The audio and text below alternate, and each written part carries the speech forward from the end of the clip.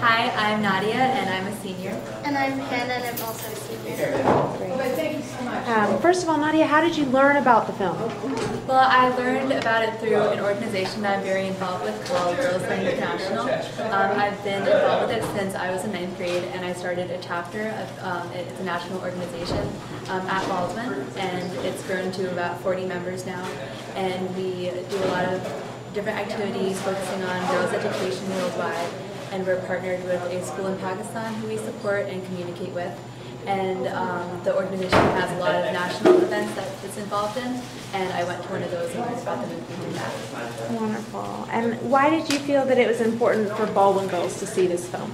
I thought it was important definitely because Baldwin is an all-girls school, and we're getting a great education at Baldwin, and it is, I think, our responsibility to use the education for good in the world, and to incorporate what we learn every day in classes to a more global community, and see how other women are being empowered in different parts of the world. Hannah, what about you? I agree with everything that Nadia said. I think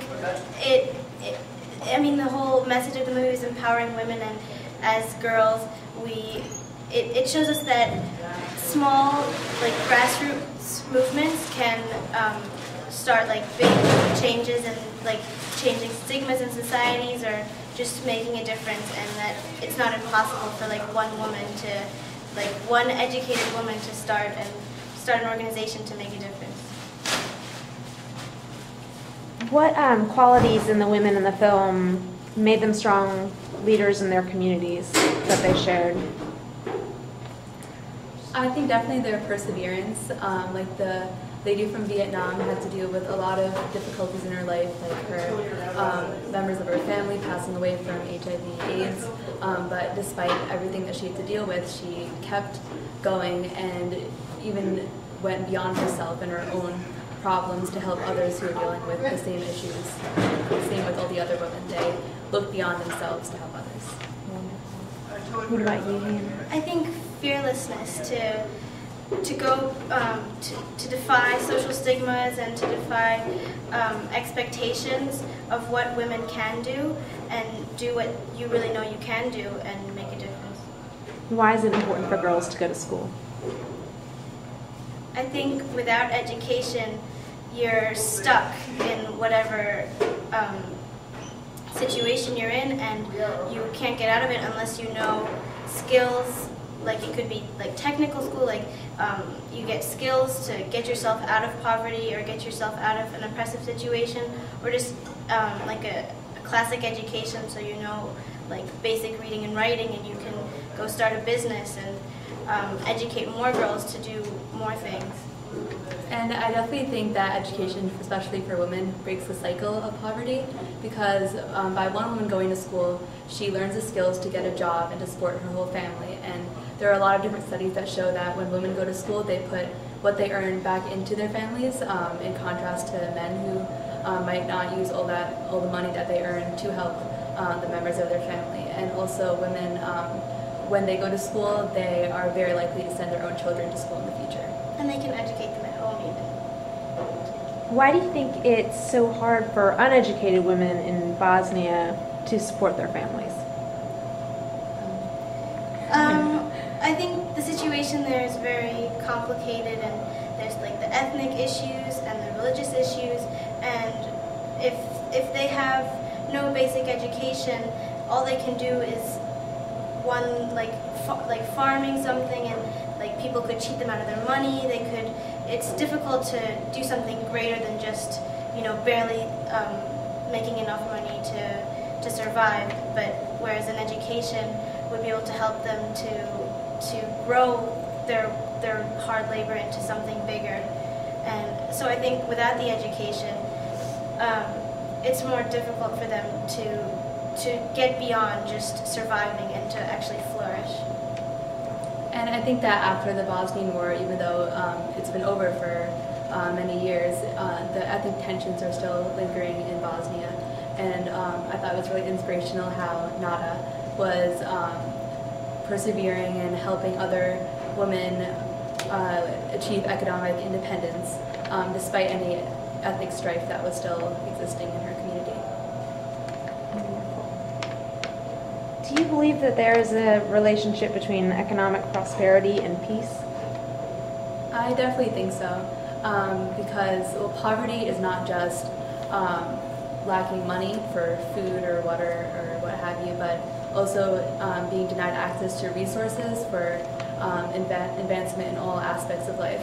So economic prosperity can overcome all the different problems that go along with poverty and lead to peace because it creates a more stable community, and the ethnic tensions that might exist from before would perhaps seem less important if people had equal opportunities to every aspect of life, like education and social services.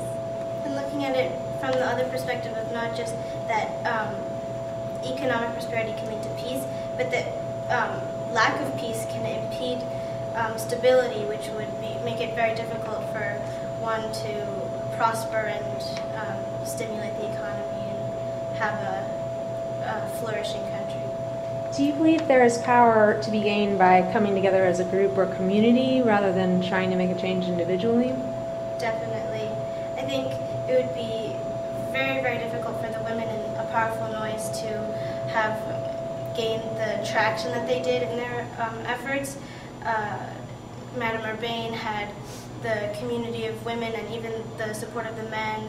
Han had the Immortal Flower program, and it was like a network of women in similar situations that motivated her and helped her to overcome her personal grief and help support other women. So I think like a network of women are more powerful, and they can support each other through like obstacles in the society and really make a difference. Yeah, just like Hannah said, every example that we saw in A Powerful Noise was of a woman working with a group of other like-minded people who supported her and who worked together to be more efficient in reaching their goals. And I know from my own personal experience with Girls Learn International at Baldwin, if I hadn't had the support of my friends like Hannah and all the other people in my grade to work together and make the club happen, it wouldn't have been nearly as successful. Assuming that you two both know very powerful women in your lives, what is it that you think make certain women powerful? I think courage, definitely. Not being afraid to go after what you want and to work hard and go beyond any obstacles that might come in your way. And the power to inspire and empower others is also really important. And just being determined and perseverance. Yeah, I think like confidence in your own power, because there are always going to be people who will say, no, you're a woman, you can't do that, or you're not powerful enough, you're simply just one person. But the courage and the confidence in your own strengths will motivate you and allow you to gain support and eventually make a dent in the problems of our world. And what can Baldwin girls do in their own community? I think, well, joining GLI, Girls International, is one step, just plugging my own club there. Definitely just being aware of all the problems in all parts of the world, just going beyond the microcosm of the Baldwin community and being aware is a very important step to take. And there's so many organizations out there that are doing so much good, and just being aware of all the options that we can do to help and participating.